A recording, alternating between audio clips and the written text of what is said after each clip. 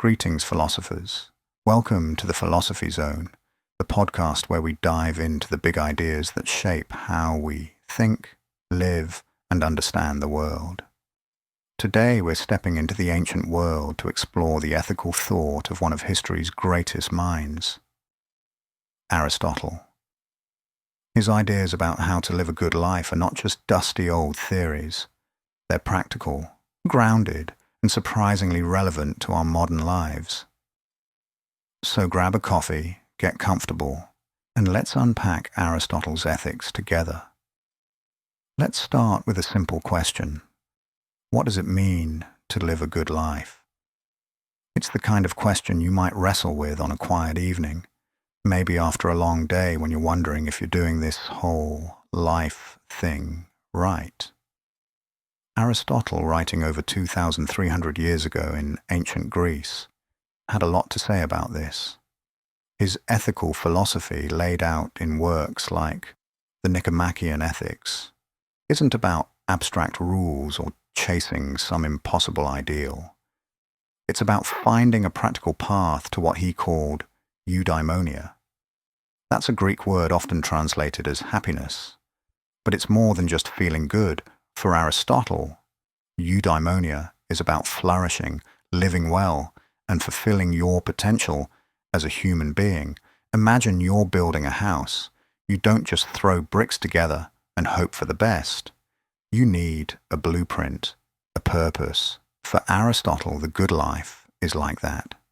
It's not about random acts or fleeting pleasures. It's about living with purpose, guided by reason. He thought every living thing has a function, a kind of built-in purpose. For humans, our unique function is our ability to think, to reason, and to act thoughtfully.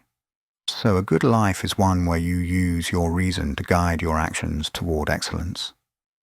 Now, this might sound a bit high-minded, but Aristotle was no ivory tower philosopher. He was practical. He didn't think you needed to be a saint or a genius to live well, just someone trying to strike a balance. That's where his famous idea of the golden mean comes in. The golden mean is about finding the middle ground between extremes. It's not about being perfect. It's about aiming for moderation in how you act and feel. Let's break this down with an example. Take courage, one of Aristotle's favorite virtues. Courage, for him, isn't about being fearless. That's reckless, like jumping into a lion's cage just to prove a point. But it's also not about being a coward, running away from every challenge. Courage is the mean, the balanced spot between recklessness and cowardice. It's standing up for what's right when it matters, even if you're scared, but not throwing yourself into danger for no reason. Think of a firefighter rushing into a burning building to save someone. That's courage. They're not fearless, but they're acting with purpose, guided by reason. Aristotle applied this idea of the mean to all sorts of virtues. Generosity, for instance, lies between being a stingy miser and giving away everything until you're broke. Honesty is the mean between brutal bluntness and sugarcoating the truth to avoid conflict. It's like tuning a guitar string, not too tight, not too loose, but just right. And here's the kicker. Finding that balance isn't a one-size-fits-all formula. What's generous for a billionaire might be extravagant for someone scraping by. Aristotle's ethics are flexible. They depend on the situation, the person, and the context. This is what makes Aristotle so accessible, even today. He's not handing you a rule book saying, do this, don't do that. He's saying, use your judgment. Think about who you are, what's at stake, and aim for balance. It's like he's coaching you to navigate life's messy, complicated moments with a clear head. Now let's talk about how you actually become a virtuous person, because Aristotle didn't think you just wake up one day and, poof, you're courageous or generous. Virtue, for him, is a habit. It's something you build through practice, like learning to play the piano or getting good at basketball. You don't become a great shooter by reading about basketball. You practice shooting hoops over and over until it becomes second nature. Same with virtues. Want to be kind, practice kindness. Want to be patient? Practice patience, even when it's hard, like when you're stuck in traffic or dealing with a frustrating coworker. This idea of habit is huge because it means you're not doomed if you're not naturally virtuous. Aristotle believed we're all works in progress. You shape yourself through the choices you make every day. Mess up? That's okay. Reflect, adjust, and keep practicing. It's a hopeful philosophy. It says you have the power to become a better version of yourself. Bit by bit. Let's pause for a moment and think about how this applies to our lives today. In a world of social media, where we're constantly comparing ourselves to others, Aristotle's ethics feel like a breath of fresh air. He's not telling you to chase likes or followers, or to measure your worth by what other people think. He's saying, focus on being the best version of you. Are you acting with courage, kindness, or honesty in your daily life?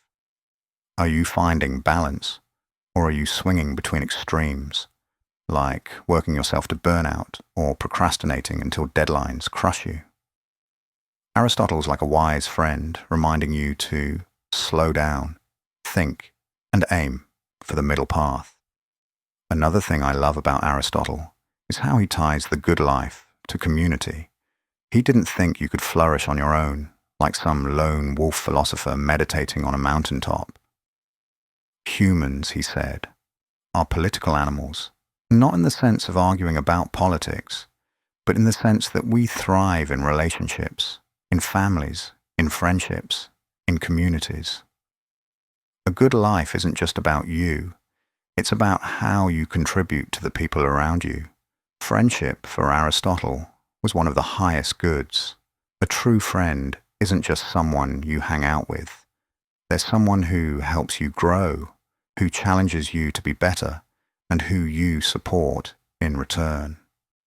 This community angle is so relevant today. We're more connected than ever through technology, but a lot of us feel isolated. Aristotle would probably say, put down the phone for a second and invest in real relationships. Call a friend, have a real conversation, build trust. That's part of flourishing too. Now let's address something that might come up when you hear about Aristotle's ethics. Isn't this all a bit selfish? I mean, he's talking about your flourishing, your virtues, but here's where Aristotle surprises us. He thought that living a virtuous life, pursuing eudaimonia, naturally benefits others. When you act with courage, generosity, or justice, you're not just improving yourself, you're making the world around you better. A generous person helps others. A just person creates fairness. Your flourishing ripples outward. This is different from some modern ideas of happiness, which can feel like chasing personal pleasure, buying stuff, chasing thrills, or posting the perfect Instagram photo. Aristotle's happiness isn't about fleeting highs. It's about building a life of meaning that lasts. And that's not selfish. It's sustainable for you and for the people around you. The beauty of his philosophy is that its core ideas are universal. The golden mean, the importance of habit, the focus on community. These are tools we can adapt to our own lives, no matter who we are or where we come from. So how do we take Aristotle's ethics and apply them today? Let's get practical. First, think about one area of your life where you're out of balance. Maybe you're working too hard and neglecting rest. Or maybe you're avoiding a tough conversation because you don't want conflict. Ask yourself, what's the middle path here? How can I act with reason and purpose? Then start small. Pick one virtue, say patience, and practice it consciously for a week. Notice how it feels, where it's hard, where it gets easier. And finally, lean into your relationships. Who in your life helps you grow? How can you show up for them in a way that builds trust and connection? Aristotle's ethics aren't about being perfect. They're about progress. They're about waking up each day and asking, how can I live a little better today? That's a question worth asking, whether you're in ancient Athens or living in our own technological age. That's all for this episode of The Philosophy Zone. I hope Aristotle's ideas have given you something to chew on, maybe even a new way to think about the good life. Next time, we'll dive into another big idea from the world of philosophy, so stay tuned. Until then, keep thinking, keep questioning, and maybe, just maybe, aim for that golden mean. See you next time.